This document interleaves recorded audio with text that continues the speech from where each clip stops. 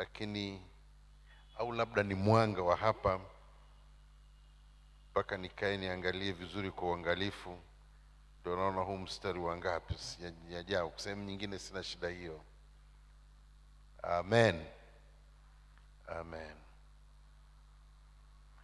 Basi jioni ya leo ninasukumwa kuzungumza nawe au kumruhusu Bwana kupitia neno lake kuzungumza nasi kwa habari ya Ukristo wetu.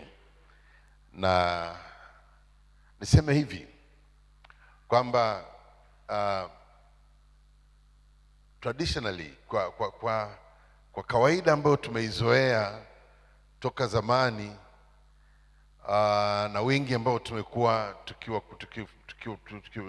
Wakristo katika maana yoyote ile kabla hatujaokoka, tumefundishwa na tumejitahidi kuelewa na kujitahidi sana kuishi katika njia za Bwana. Haleluya wapendwa, haleluya. Haya, naona wengine bado wanatafuta madaftari, wengine Biblia, wako busy wametazama chini. Sasa tutatazama huko mbele pia. Na Ukristo si kweli sana kwamba ni kama sheria fulani. Ukristo ni utamaduni, ni aina fulani ya maisha, lakini maisha ya mwanadamu ambaye Mungu amepata nafasi katika maisha yake akamfanya upya, akamhuisha akawa hai tena katika maana ya kiroho, na akawa anatembea pamoja na Bwana katika mapenzi ya Mungu, lakini katika mahusiano ambayo Mungu anapendezwa naye. Sasa nitaeleza maana ya maneno haya. Mara nyingi tunatafsiri Ukristo kwa kuna mambo fulani ambayo tunayajua haya hayampendezi Mungu na hatupendi kwenda katika hayo, lakini kwa kweli Ukristo zaidi sio hapo. Ukristo zaidi ni mahusiano yetu sisi na Mungu tuyapatayo kupitia Kristo. Maana kupitia Kristo alipokufa msalabani, alitununua, akaturejesha katika pendo la Mungu. Maana tumepatanishwa sisi na Mungu, na ule uadui uliokuwepo kati yetu zamani ukaondolewa, na sasa sisi ni wana ndani ya nyumba ya Mungu. Sasa hili ni jambo kubwa sana kulifahamu. Yaani ukishajua kwamba wewe ni mtoto ndani ya nyumba, unajua unaweza ukawa nyumbani hata kwa wazazi wako, lakini usijisikie kama mtoto. Yaani usienjoy kama mtoto, usiwe na uhuru kama wa mtoto, hata wa kuzungumza, wa kutenda. Sasa wakati mwingine katika imani kuna mambo mazuri ambayo tumeatilia mkazo sana, na kwa wakati mwingine tukaimiss point mahali pa kuanzia vizuri Ukristo wetu. Sasa Ukristo ni mahusiano. Maana yake watu wanaohusiana wawili, kuna masuala ambayo yanatokea hapo, yanazaliwa hapo katika mahusiano. Kuna kibali, kuna hata kushirikishwa baadhi ya vitu kwa sababu ya ule ukaribu na ile ukweli kwamba wewe ni mwana. Si mnakumbuka Yesu alivyowaambia wanafunzi, akawaambia, sasa ninyi siwaiti tena wageni, ninyi siwaiti kama ni vile watu wa pembeni. Nyinyi sasa mmekuwa ni rafiki zangu, nyinyi mmekuwa ni watu wa karibu, mmekuwa ni watoto tena warithi pamoja na Kristo. Sasa jambo lile ni kubwa mno kuliko wakati mwingine tunavyowaza kuelewa. Na tukifahamu hivyo, basi tunajua kwamba linaanza kwenye mahusiano ya mapendo kati ya sisi na Mungu wetu. Bwana asifiwe sana. Amen. Na ndiyo hayo mahusiano yanayofukuza hofu na yanaleta uhuru kamili, na mwana akiwaweka huru mnakuwa huru kweli kweli, na tunapata tunapata ushirika kamili wa mambo ya Mungu na privileges, upendeleo wa yale mambo mengine ambayo mtu mwingine wa nje hawezi kuyapata.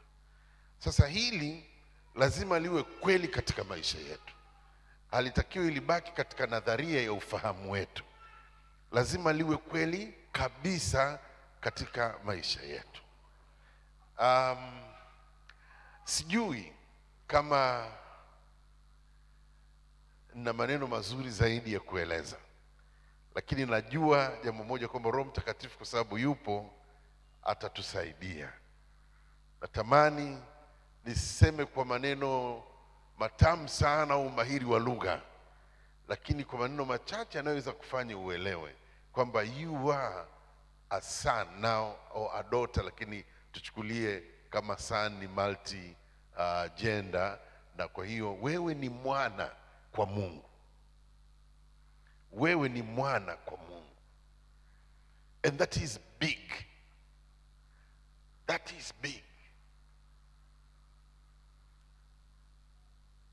Kuna watu ambao wanaishi maisha ya kudhani kwamba ukiwa Mkristo na ukiishi maisha ambayo ni matakatifu, kwa sababu ndio tulivyoitiwa tuwe watakatifu kama Baba alivyo mtakatifu, una kibali na wewe uko pamoja na Mungu. Na the moment unafanya kosa, yani unakosea, unatupwa nje ya ndege au nje ya basi. Ukitubu kule, unarejeshwa tena katika pendo la Baba. It doesn't work that way. Ni hatari sana kutupwa nje ya chombo. Ukitupwa nje ya chombo sio rahisi kurudi. Kwa sisi tunabaki katika chombo wakati wote, kwa sababu sisi ni wana, na hatukupata uwana kwa matendo ya sheria, lakini kwa kupendelewa. Kuna kigezo kingine Mungu alichokitumia. Alimtuma Kristo akalipa deni, halafu akaweka utaratibu kwamba yeyote atakayeamini anaingia katika haki tuipatayo kwa neema kwa njia ya msalaba. Ndio maana Paulo anapozungumza na Warumi anajaribu kujenga hoja kwa nguvu sana, kwa sababu wenzetu walielewa mambo haya mpaka wakapitiliza. Walielewa kwamba kwa sababu ni wana tuko huru, hatuhesabiwi tena kuwa wana au wokovu kwa njia ya matendo ya sheria, na kwa hiyo wakasahau, wakaanza kufanya hata vitu ambavyo haviwapasi wana wa Mungu kufanya. Haleluya. Kwa hiyo turudi pale kwenye pointi ya kwanza, sisi ni wana. Sasa ninasukumwa kuzungumza labda kwa vipindi vichache juu ya kitu ambacho nimejaribu kutafuta jina zuri la Kiswahili, nitajaribu kueleza, lakini nilipata urahisi kufikiria kwa Kiingereza, na ni neno ambalo ningeliita labda soul quality. Kiwango au viwango sahihi vya kiroho vya mwana wa ufalme.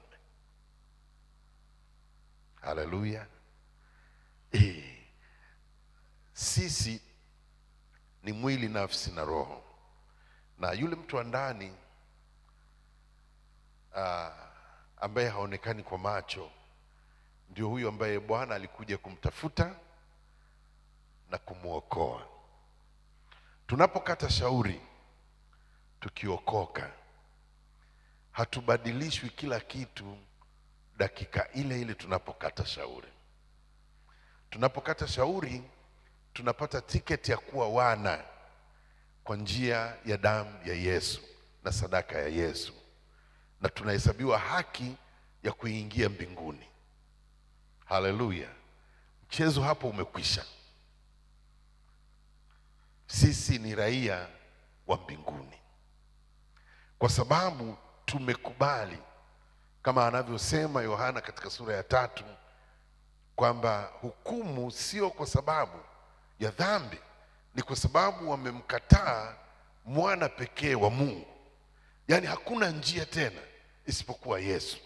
Na ukishakuwa ndani ya Yesu, wewe umeokoka, umevuka kutoka mautini na kuingia uzimani. Yohana 5:24.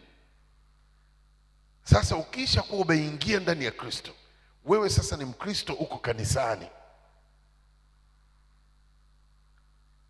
Ni vizuri kuelewa kwamba Roho Mtakatifu anaanza sasa mchakato mpya wa kushughulika nasi, kutufanya tumfananie Bwana Yesu aliyetuita, kutufanya kila siku tufanane zaidi na zaidi na Kristo. Sasa kwa sababu ya mapokeo, watu tumekuwa waongo na wakati mwingine wanafiki. Tumejihesabia utakatifu, tumejihesabia uzuri na viwango ambavyo wakati mwingine havipo kabisa. Na ndio maana tunashangaa wakati mwingine mtu akifika mahali alikuwa na huduma nzuri, alikuwa ni Mkristo mzuri, tunamfahamu, ametutia moyo kabisa, halafu akirudi nyuma tunashangaa. Lakini kinachofanya mtu aharibike sio kwa sababu hajaokoka, ni kwa sababu hajamruhusu Roho Mtakatifu kupitia neno hili la Mungu amfundishe hatua kwa hatua. Ukristo sio maombi. Ukristo sio kusoma Biblia tu. Ukristo sio umahiri wa kuhudhuria ibada zote. Ukristo sio huduma kwamba wewe unashuhudia, wewe unahubiri, wengine wanaokoka, wengine unaponywa kwa sababu una karama. Hapana. Ukristo ni mfananio au mfanano wa mtu na Mungu wake na Bwana wake ambaye ni Yesu Kristo. Sasa hapo hata Paulo katika Waefeso sura ya 4 anasema bado tunajitahidi ili kufikia kimo cha cheo cha Kristo katika mambo yote, katika mwenendo, katika usemi, katika huduma, katika nguvu, katika mambo yote. Na hilo linakuja kwa kufanywa upya. Kuna mambo ambayo lazima ingie kwenye system yetu, halafu yatutransform kabisa. Yanaporuhusiwa yanatembea ndani yetu, yanatubadilisha kabisa. Lakini lazima yaruhusiwe, na sisi kupitia maombi na kunyenyekea tunakumbatia mambo haya, na yanatubadilisha, yanatufanya tuwe zaidi na zaidi na mawazo na mtazamo na kuona maono sawasawa na Mungu aliye ndani yetu. Hii ni kazi ya Roho Mtakatifu ndani yetu. Haleluya, amen. Sasa katika kufundisha haya kuna mambo kadha wa kadha ambayo yanaendana mengine na yale mambo tulizungumza kidogo juu ya tabia, lakini sasa nazungumzia viwango vya kiroho. Na nazungumzia, tukisema viwango vya kiroho ni kama nadharia fulani, hapana. Nazungumza juu ya viwango vya nafsi iliyotakaswa, iliyobadilishwa.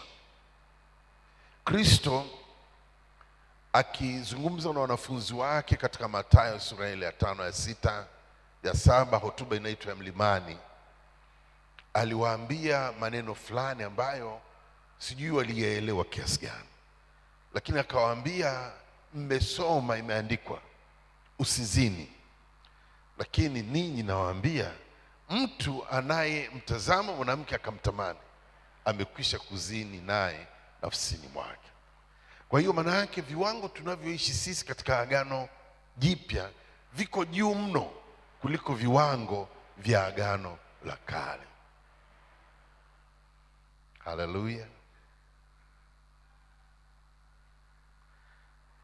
Anasema Mungu katika Yeremia sura ya 31 kwamba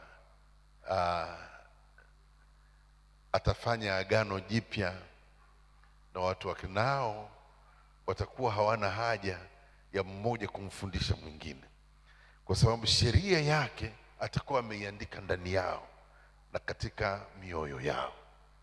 Sasa anayefanya kazi ni Roho Mtakatifu, na kwa hiyo unafika mahali, ingawa usomi sheria, lakini kama mtu angelikufuatilia akakulinganisha na sheria ya Musa, angekuta unaishi juu ya viwango vya sheria. Haleluya! Kwa hiyo quality namba moja, kiwango namba moja kabisa, na hiki ni kiwango ambacho ndio kilichofanya actually hata Kristo Yesu Bwana wetu akashuka kuja kutukomboa. Ukisoma katika Yohana sura ya 13, sura ile na nyingine zinazofuata kama 5 zinazungumza habari ya jioni ile ambayo Bwana Yesu alikuja akatolewa. Sasa hapa walikuwa bado wanakula chakula cha jioni, anaelekea kumaliza, anasema mstari wa 34, Yohana 13 mstari wa 34, amri mpya nawapa, mpendane kama vile nilivyowapenda ninyi, nanyi mpendane vivyo hivyo. Hivyo watu wote watatambua ya kuwa ninyi mmekuwa wanafunzi wangu, mkiwa na upendo ninyi kwa ninyi. Alikuwa anazungumza na wanafunzi wake kuweka kitu fulani ndani ya mioyo yao, na yeye anakiita amri mpya. Sasa kumbuka kwamba Bwana Yesu aliishi wakati wa Agano la Kale, na hao wanafunzi hawa, ndio maana kulikuwa na kesi nyingi sana na Mafarisayo, waliishi wakati wa kipindi cha sheria, na wao kwa hiyo walikuwa wanaweza kuelewa vizuri zaidi sheria kuliko sisi leo ambao tumezaliwa na kuliwa wakati wa neema, kwa sababu wao sheria ilikuwa dhahiri. Mtu akikutwa amezini anapigwa mawe. Nini? Amezini. Aha, kwa hiyo kila mtu akilini mwake sheria ilikuwa inaimba, kwa sababu akikosea tu imekula kwake. Kwa hiyo anakuja na neno jipya na anatumia neno lile lile sheria ili kuweza kuwafanya waelewe anachozungumza. Na kwa hiyo ni kama mtu alikuwa anawaambia sheria zote zipo, lakini ninawapa leo sheria nyingine, sheria mpya. Of course katika kutembea kwao walishasikia akijibu swali, akiulizwa na kijana mmoja, amri iliyo kuu ni ipi katika zile amri 10 au na zile nyingine, maana ziko zaidi ya 600 sheria zile. Akaulizwa amri iliyo kuu, mnakumbuka wote, akasema amri ile yenye pande mbili, mpende Bwana Mungu wako, na upande wa pili mpende jirani yako. Sasa leo anazungumza nao juu ya upendo wa wao kwa wao, na mimi ninachotaka kuzungumza hasa sio juu ya upendo kati ya sisi kwa sisi, ila nataka kuzungumzia kiwango hiki, quality hii ya upendo, kwa sababu kama ukiangalia na kusoma vizuri utagundua kwamba Bwana Yesu alipotoka mbinguni na akakubali kupanda msalabani, jambo ambalo lilimsukuma sio lingine, ni upendo. Kwa sababu Mungu alituumba sisi, angeliweza kusema hiyo biashara imeharibika, niumbe wengine, angeliweza. Lakini alitupenda kabla ya kutuumba, na akatupenda alipotuumba, akaturithisha kila kitu kabla hata hajatujaribu, na hata tulipoasi ndiye aliyekuwa wa kwanza kuja kutuvika nguo ili kuficha aibu yetu, na akasema kwamba atatukomboa. Akamtuma Kristo kama uzao wa mwanamke aje ateswe, alipe deni ambayo nilipaswa mimi kuilipa na wewe kuilipa kwa nafsi zetu. Yale yote yalifanyika kwa sababu kama anavyosema, kwa maana jinsi hii Mungu aliupenda ulimwengu, na upendo ule ukamsukuma akamtoa mwanawe pekee, ili kila amwaminie asipotee bali aweze kurithi uzima wa milele. Anawaambia, amri mpya nawapa. Sasa tunapozungumza swala la upendo, tunaelewa wote kwamba ni swala pana sana, lakini linaeleweka kwa kiasi kizuri. Tunafahamu maana ya upendo, lakini tunapotaka kupenda na kupenda kama kiwango, maana yake nini? Moyo unaopenda, moyo uliofinyangwa na Bwana tena upya, ukafika mahali ukapenda, ukawa una flow upendo, ni moyo wa namna gani? Sasa wanadamu kwa asili tumeumbiwa vitu vinavyotusukuma kwenye ubinafsi, yaani bila effort. Lakini hata watoto wadogo ambao hawajui kitu chochote, ukiweka pale pipi atataka achukue zote ziwe zake. Au kama kwa mfano kuna wenzake yuko wawili tu, ukampa yeye 4, mtesti tu, mpe 4, mwambie mgawie na mwenzako, kwanza ataangalia kama vile hataki, kwa sababu tu sio wanafiki sana kama watu wazima. Lakini baadaye ukimshawishi sana, anaweza katoa kamoja akampa. Si watoto wote, lakini nasema kwa ujumla wetu kama tukiangalia viwango. Kwa hiyo mwanadamu kaumbiwa ubinafsi. Sasa ubinafsi huo unapelekea, unatusukuma kufanya mambo kwa vigezo. Yaani nitampa mtu zawadi kwa sababu ni rafiki yangu, nitamsalimia kwa sababu naye huwa ananisalimu, nitamheshimu kwa sababu ni bosi wangu au ni mchungaji wangu. Na kwa hiyo vigezo hivi tunavyovipata kutoka kwenye mioyo yetu kwa asili, kwa kweli havikidhi kiviwango vya kimbingu, kwa sababu vinakuwa na viambatishi, vinakuwa na sababu. Watu wanaofanya mambo pamoja, wanaoishi kwa kusaidiana, wanakuwa karibu na wanapendana. Kwa mtu akikupenda, naturally utarespond kwa upendo, lakini maana yake upendo wako unaorespond ule unatokana na kwa sababu huyu mtu anakupenda pia. Lakini Kristo alitupenda tukiwa bado tukingali wenye dhambi. Tulipokuwa hatumpendi, tulipokuwa tunapiga kelele asulubiwe, yeye alikuwa anasema, Bwana uwasamehe kwa maana hawajui walitendalo. Kwa sababu ndani yake kulikuwa na kitu fulani cha tofauti. Sasa tunapozungumza sisi kama Wakristo kwamba tunataka tukue, tufike mahali fulani, kuna kazi ambayo Roho Mtakatifu anaporuhusiwa anaifanya kwenye mioyo yetu mpaka tufike mahali kama Kristo anavyosema, mpendane kama mimi nilivyowapenda, au katika ile amri iliyo kuu, mpende jirani yako kama nafsi yako. That is very high. Hiyo ni kiwango cha juu sana ambacho si rahisi sana kila wakati. Na ndiyo maana kama kwa mfano aliyeumwa akalazwa hospitali ni Isai, naweza nikawa na wepesi wa kujisikia kuwajibika kwenda kumuona kuliko Charles. Charles nitamwombea pia na nampenda sana, lakini inawezekana nikadrag miguu yangu kama nina sababu ya maana kutokwenda. Lakini kwa Isai, hata kama kwa mfano nimeshikwa na jambo kubwa namna gani, nitasema kwa sababu gani? Ni mwanangu, nina sababu.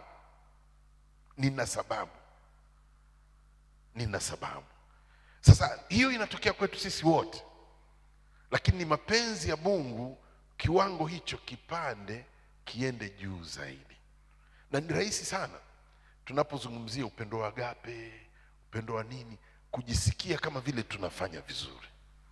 Lakini jioni ya leo Mungu anatukumbusha, anataka tufanye vizuri zaidi kama yeye anavyotutazamia. Kwa hiyo vita iko kwenye nafsi, kwa sababu nafsi ndiyo yenye ubinafsi, ndiyo yenye maamuzi, na ile isipopondwa mpaka ikawa na mtazamo tofauti, nikafeel kutoka ndani kwamba Sam ni mwanangu kama Samueli yule mwingine. I'm telling you, sio rahisi. sio rahisi. Hata ukimpenda kiasi gani Declan, hawezi kuwa Alvin. It will never happen. So physically, yule ni mtoto wa mpendwa, ni mtoto wetu kanisani, tunampenda. Lakini huyu ni mwanangu. Sijui kama ninasema na mtu fulani ananielewa. Sasa kiwango cha kimbingu ni kile kiwango kisichoweza kufika mahali kabagua. Na unaweza kukubaliana na Biblia kwamba maana yake tutaendelea kukua, inawezekana mpaka tunapoondoka dunia. Lakini basi angalau tufike kwenye kiwango fulani ambacho kinaridhisha hata mbele za Bwana. Na ni kwa nini? Ni kwa sababu tunapokubali Roho Mtakatifu atupeleke huko, maisha yetu yote yanakuwa affected. Tunaposema tunampenda Mungu, tukampenda bila sababu kwa sababu anatubariki, tukampenda bila sababu kwa sababu ndio mwenye mbingu anyway. Sasa usipompenda utakwenda wapi? Eti sifanyi dhambi kwa sababu nitakwenda motoni. Sasa nitakimbilia wapi? Na Mungu mwenyewe nishaambiwa anaona kila mahali, kwa sababu umeshasoma vizuri Biblia yako, unajua. Kwa hiyo una hofu ile ya Mungu, lakini ni hofu ya Mungu kwa sababu ndio hivyo. Lakini unapofika mahali ukampenda Mungu sana, I tell you, maasi yanakaa pembeni yenyewe. You don't actually even struggle. Hutumii nguvu nyingi sana. Hutumii nguvu nyingi sana kutoa, kumpa mtu mwingine unapomwona ana shida, kwa sababu shida yake ni almost kama vile shida yako. Yaani unaweza ukakaa ukatazama ukaona, sasa mimi nitakulaje chakula na huyu ana njaa. That is Christianity. Wapendwa, ndio hapo Mungu anapotazamia. Haya mengine yote tuzungumze tu Biblia, tuzungumze Injili, tuje kanisani, tufanye vizuri, lakini viwango vya kiroho, kuna mambo ambayo tunapoendelea kukua, tunapoendelea kujimimina, Roho Mtakatifu anatufanya upya. Hallelujah. Hallelujah. Amen. Kwa likewise kwenye yale mambo ambayo sio mazuri, hasira, wivu, uchungu, lawama. Unajua Biblia inasema msilaumu msije mkalaumiwa. Na lile neno zuri mnalikumbuka linalosema hata kama una sababu ya kumlaumu mwenzako, si ndio? Linasemaje huko mwanzo wake? Jamani, mstari kwa mbonu. Hebu twende kwa sauti kubwa, alafu tutamalizia pale. Hata kama mtu akiwa na sababu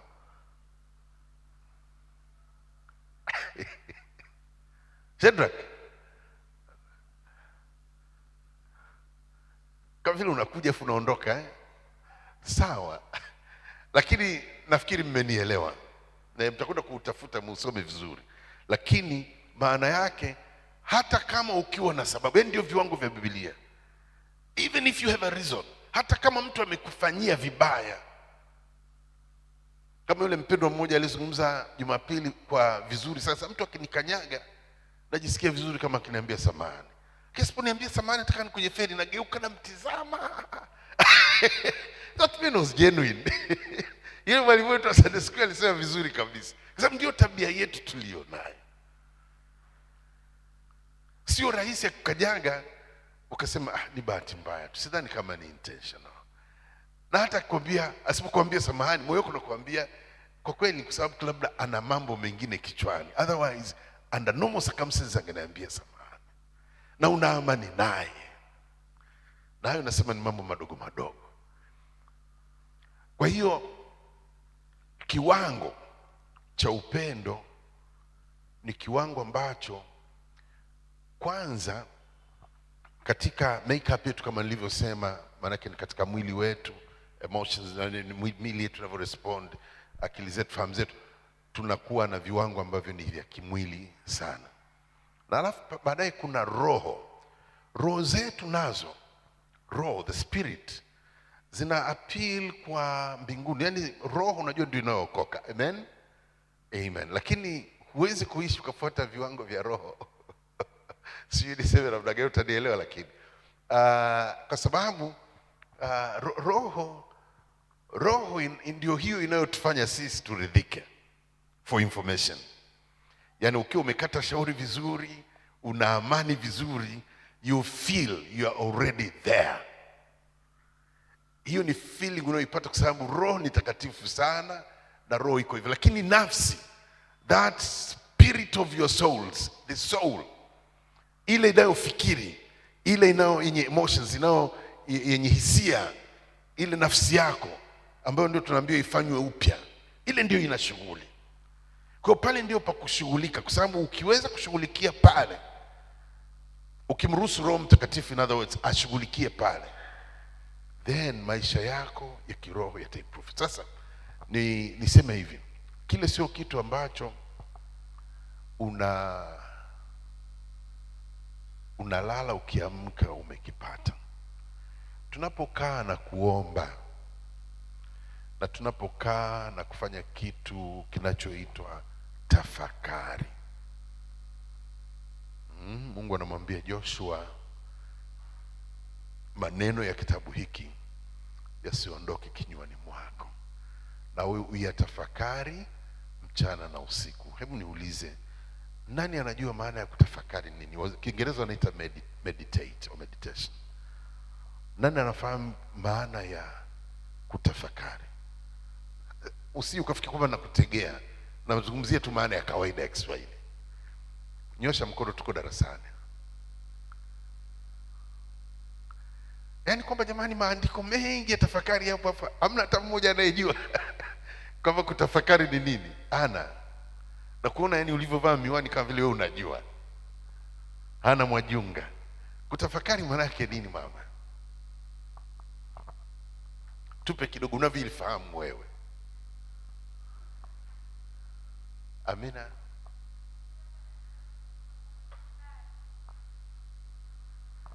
Ngoja nikupe mic, maana sasa sound ya hapa ndani. Ndiyo mama. Si kama iko on au iko off. Okay, endelea tu. Utaitengeneza mama. Hili kitu kwa kina, yani kama ninatafakari juu ya neno la Mungu, sichukui dakika moja tu kwamba nimelielewa tayari. Nachukua muda wa kuelewa kwamba anaposema mpende jirani yako kama nafsi yako, anamaanisha nini. Kwa hiyo mimi ninavyoelewa ni kwamba ninapotafakari, najaribu kukifikiri hicho kitu kwa kina na kutaka kukielewa kwa undani zaidi jinsi kilivyo.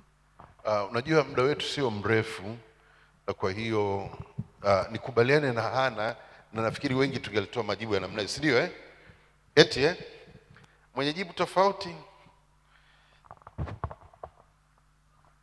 Sasa niko mahali pangu penye utulivu na nimesoma kwamba mpende jirani yako kama nafsi yako.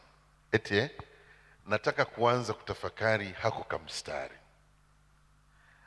Mara nyingi sana, kama sijui wengine mnafanyaje, lakini ninapokuwa na kitu nataka kukifikiri au kujifikirisha, huwa naamini kwamba Roho Mtakatifu anaweza kunichukua kwenye hicho kina Hana anachosema. In other words, ninamruhusu Roho Mtakatifu ayafumue maisha yangu, niweze kuona lile neno kwangu limesimama wapi. Ni wakati wa ukweli na uwazi. Kwa hiyo nasoma, halafu nafikiria, mpende jirani yako kama nafsi yako. What does it mean? Ina maana gani? Kwa najifikirisha eti maana yake ni kwamba, kwa mfano, kama nimepata mshahara na kwenda sokoni kununua kilo ya nyama na jirani yangu hana kilo ya nyama, nikifika nikimwona hana nyama na mimi nina nyama leo, naweza nikaamua tu kwamba nimpe yeye yale, na kila yeye nikajisikia kama vile nimekula mimi. Kuna wengine sasa, hapana mchungaji, sio hapo. So nafikiria, what does it mean? Maana yake hasa ni nini? So in thinking, I start praying.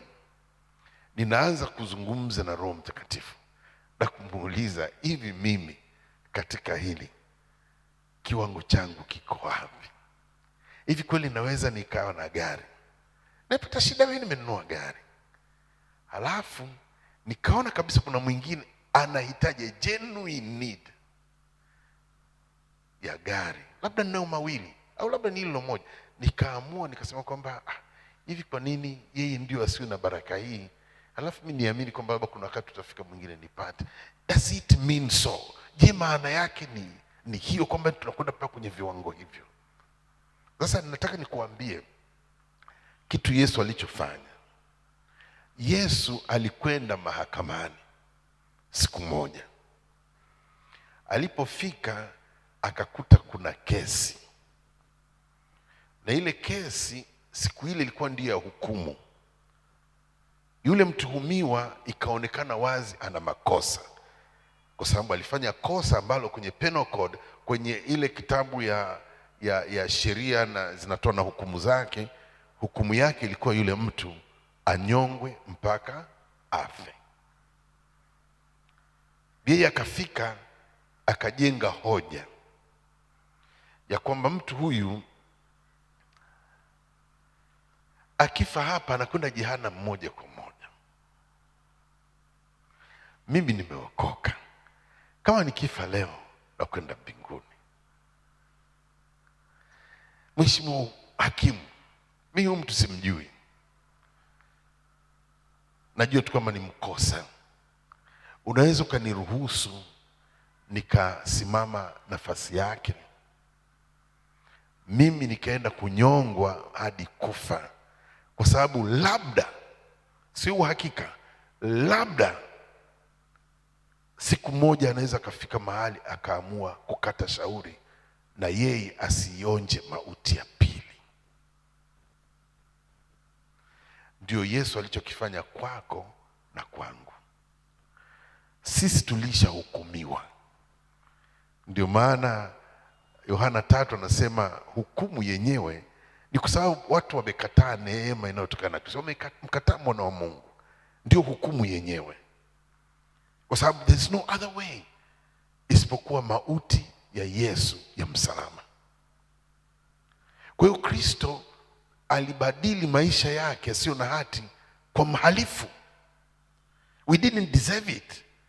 Kristo hakufa kwa mwenye haki kwa sababu ni rahisi kufa kwa mwenye haki, kwa ajili ya mwenye haki kwa sababu umepata uchungu, lakini kufa kwa mtu ambaye ni mhalifu sio rahisi. Kwa hiyo sasa Kristo, kama wewe kwa mfano ulikwenda ukaona na you went that far, ukafanya hivi kwa ajili yangu, mimi upendo wangu hata kwa jirani zangu uko wapi? Sasa kama kwa mfano Roho Mtakatifu kimruhusu akazaa kitu kutoka kwenye msingi huo, kwenye base hiyo, I'm telling you, maisha yako yatabadilika forever. Hallelujah. Kama ukiwa willing, ukipata muda wa kukaa na kutafakari, ukafikiria watu wanaokukosea, mume wako hafanyi vizuri au mke wako hafanyi vizuri, yani rafiki zako wengine hawafanyi vizuri, lakini ukaona trouble ambayo Kristo aliichukua kwa ajili ya mwenye dhambi mmoja, na ukamwomba Roho Mtakatifu na kuomba, na mimi uniumbie moyo huo, uniumbie moyo wa kusamehe, uniumbie moyo wa kujitolea, uniumbie moyo wa utayari wa kufanya vitu kwa ajili ya watu wengine, hata kama maana yake ni kunigharimu mimi, ili umfananie Bwana wako ambaye maisha yake yalitafsiriwa hivyo, alifanya hivyo. He went that deep. Nasema inawezekana usifike pale kwa usiku mmoja, lakini safari yake ukianza, utafika mahali ambapo kuna watu watakutazama na kukimbilia msalabani, kwa sababu Mungu hataacha kujidhihirisha kupitia kwenye maisha yako kwa quality hiyo moja tu ya nafsi, Kama nafsi yako ukiweza kuidhibiti, ukamruhusu Roho Mtakatifu akaiatamia, ukafanywa upya kwenye quality hiyo moja, yani ni dunia.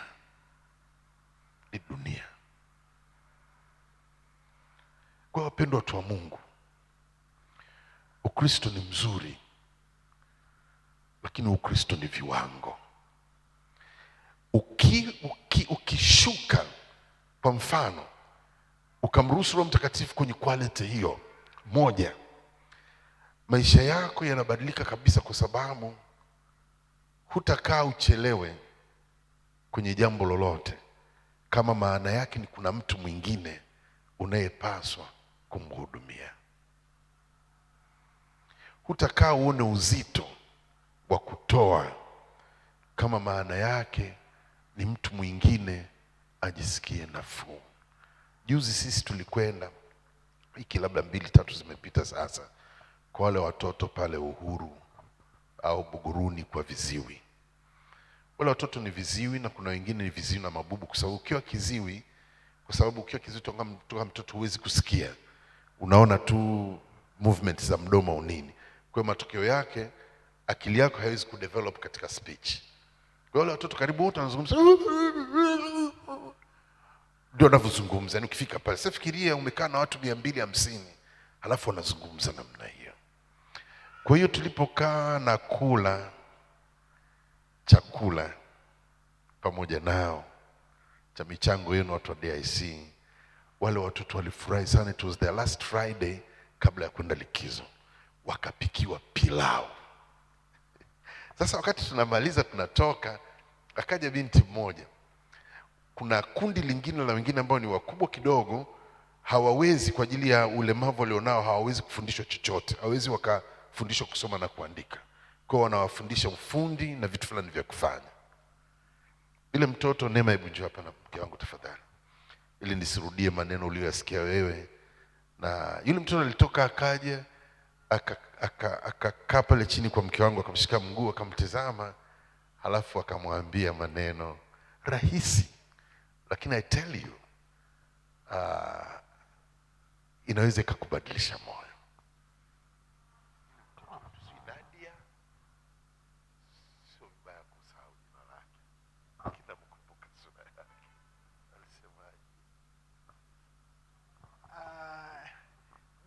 Niseme kwa sababu ni hivi, tunamaliza tunaondoka, yeye badala ya kwenda alikuwa anaenda kuchukua chakula, lakini kile kitendo cha sisi kwenda pale nafikiri kiliugusa moyo wake sana.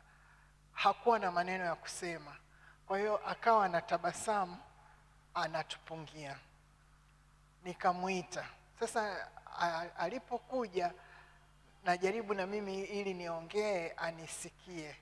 Yeye anajitahidi kunionyesha kwamba hasikii wala hawezi kuongea, lakini ile expression ya uso wake, yani itakaa moyoni mwako siku zote, na kuona kwamba we are so privileged, kwanza kama kanisa, kuweza kuona upande mwingine, na kwamba kuna watu kama sisi lakini hawako kama sisi. Lakini ukifanya jambo moja linalolipa gharama mbele za Mungu, kwenda kumuona, anaona ile thamani kwamba kumbe na mimi ni kama wewe. Asante sana. Hebu mshangilie Bwana Yesu. Asubuhi nilituma voice note fulani hivi, na nilikuwa kwa kweli nimetaka kusema jambo moja, lakini kaishia kusema mambo zaidi ya moja. Pale nyumbani tuna bwana mmoja anaitwa Mihayo, alikuwa gerezani miaka 16 na alikata shauri kule gerezani, na alikuwa ni mfuatiliaji wa vipindi vyetu sana vya Wapo. Kwa hiyo alipotoka juzi hii mwezi wa 4 walipopewa msamaha na rais, alikuwa anakumbuka namba yangu ya simu, kwa hiyo akanipigia. Alikuwa ameikariri, na hatimaye sasa hivi ni mshirika mwenzetu. Na juzi nikawa nazungumza naye, nikamuuliza, hivi Daniel, wewe ulifungwa magereza mangapi? Ukikaa kifungo cha muda mrefu wanakuhamisha baada ya muda fulani, wanakuhamisha gereza lingine. Akaniambia, mchungaji, mimi nilianzia hapa nikakaa muda mfupi hapo Ukonga, nikapelekwa Mafia. Akaniambia, lile gereza mchungaji ni baya, kwa sababu limetengwa pembeni. Sasa niseme mambo mengi, lakini liko pembeni. Lakini kitu kimoja alichonota, akasema hata zile sabuni mnazotuletea pale gerezani au dawa za miswaki kule, kwa sababu ni mbali, hakuna watu wanaopeleka. Yaani unaweza kukaa kule. Mimi nilikaa miaka 3 sikuona kabisa kitu kama hicho. Sasa tunapokwenda gerezani, na Jumamosi tutakwenda gerezani tena kule, wale watu huwa wanafurahi mno mno, yaani mioyo yao, na wanakuambia hata wale maaskari, mchungaji, hata ukileta sabuni 5 sisi kwetu ni jambo kubwa mno, kwa sababu usipopeleka sabuni, wale watu wanaweza kaa mwaka mzima hajaoga kwa sabuni na anafanya kazi za jasho. You can imagine. Kwa hiyo Bwana Yesu alilenga sawasawa alipozungumza juu ya yale mambo ambayo sasa tunamshukuru Mungu DIC tumepata privilege hiyo, kwamba tumeona kwamba ni eneo ambalo tunatokaweka nguvu zetu, yaani ni injili tosha. Nasema hivi, sasa nisikilize, sio kwamba nafanya kampeni ya visit hizi kwamba tuchange, hapana. Kuna kitu nataka kusema. Kama tutafanya huduma hizi kwa sababu ni huduma ambazo Bwana Yesu alisema tufanye, na tunampenda Yesu na tunataka tufanye, tutafanya vizuri. Lakini kama tutasukumwa na upendo na huruma, sio kwa sababu yote, lakini kwa sababu tunapofanya kuna kitu tunafanya na tunajisikia tumefanya, tunajisikia vizuri kwa sababu kuna mtu tumemgusa, tutafanya vizuri zaidi. Na hiyo ndio impact ya kumruhusu Roho Mtakatifu aendelee kushughulika na sisi na kutubadilisha. Maana yake nia yetu au lengo letu la kufanya halitatokana na utaratibu wa kanisa au hata na maandiko, utatokana na nia ya ndani na hitaji la ndani kwetu sisi kwa ajili ya mtu mmoja mwenye mahitaji, na hilo litaakisi kwenye mambo yetu yote kila tutakapokuwa, kwa sababu ndani yetu Roho Mtakatifu amepanda kitu cha tofauti.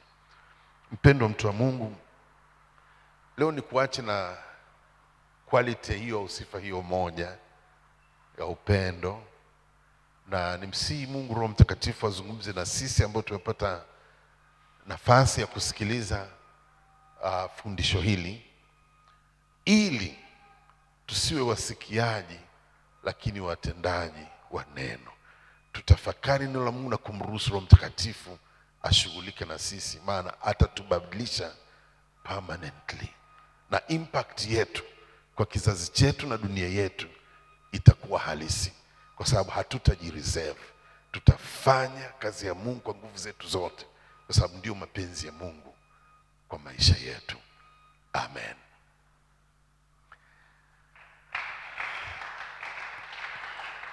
Ni utamaduni wetu mzuri toka zamani kualika maswali. Sasa nataka kuruhusu swali moja au mawili. Najua muda wetu umekwenda, lakini swali moja au mawili ili kufufua utaratibu tu kama yapo.